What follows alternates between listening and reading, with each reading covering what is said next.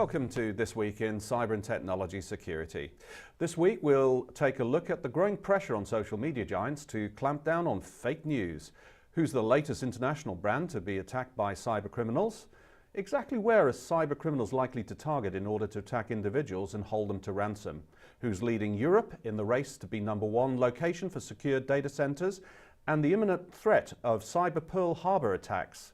Plus the latest noise and accusations made against the UK by Donald Trump's White House. GCHQ, the National Centre for Cybersecurity, and the EU have united in growing condemnation of social media companies, especially Facebook, who came under criticism for allowing fake news sites to undermine the 2016 US general election.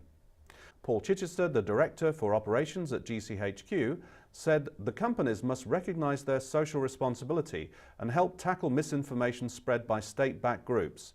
He said, "We don't own those platforms, we don't run them, the industry does. It's really important that they do recognise they carry some social responsibility."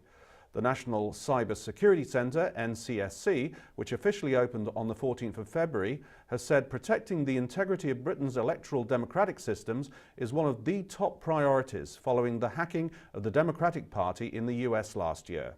Facebook is apparently testing a way to flag news deemed to be fake, but government officials, including the EU's digital chief, Andrus Ansip, have urged them to take a stronger stance or face action from Brussels.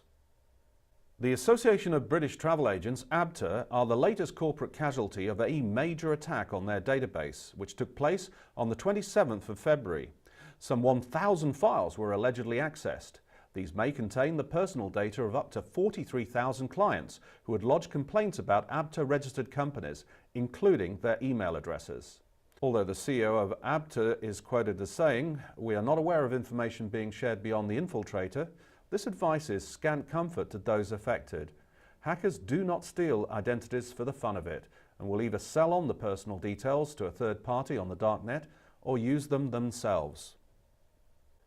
Our security correspondent, Jeff Little, says that there are now only two types of companies in business: those that know they've been hacked and those that don't know they've been hacked.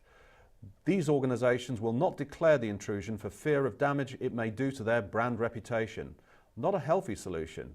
Many companies do not even know they've been attacked and do not discover the intrusion for up to 18 months. A larger number of companies contract out their IT services to third parties, as was the case in ABTA, but the hackers still penetrate the defences of even the most well-known and well-developed outsourced service providers.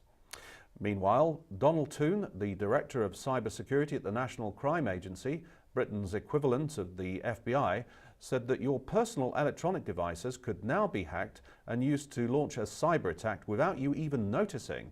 In a joint report, the National Crime Agency and the National Cyber Security Centre have warned that smartphones, watches, televisions and even fitness trackers could all be targeted to hold users to ransom over personal data.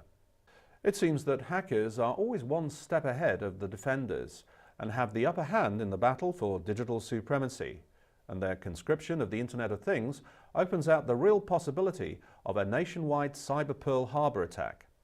SEOL has pointed out in the past similar types of attacks on command and control networks of nuclear power stations and media organizations, and those have been masterminded by foreign powers such as Russia. SEOL predicts that it's only a matter of time before a national-scale Pearl Harbor-style attack is mounted on the UK. Despite the growth in cybercrime and the uncertainty of Brexit, the UK remains in a strong position as the largest data centre market in Europe. According to a recent report by SC Media, the UK is increasingly seen as an ideal location for data centres. UK commitment from hyperscale providers, not only in data centres but in broader UK investments in security and logistics capabilities, continues. This is good news considering that there are many options and investment agencies continue to look across Europe for alternatives in places such as Dublin, Amsterdam, the Nordics, Luxembourg and Frankfurt. And on Friday, GCHQ, the UK cybersecurity agency, has described as utterly ridiculous claims that it was asked by the Obama administration to spy on Trump Tower during the US presidential election. The rare denial comes after the White House press spokesman referred to claims first aired on Fox News.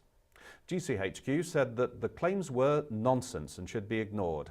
And the latest news is that the White House has apparently backed down and say they will not repeat the claim. That's all for this week, and if you have any news stories, then send these to us at newsdesk@securityexpert.online. Most important, remember to subscribe to all our regular news alerts and free training videos, and together online, we'll make the world a safer place. Bye for now.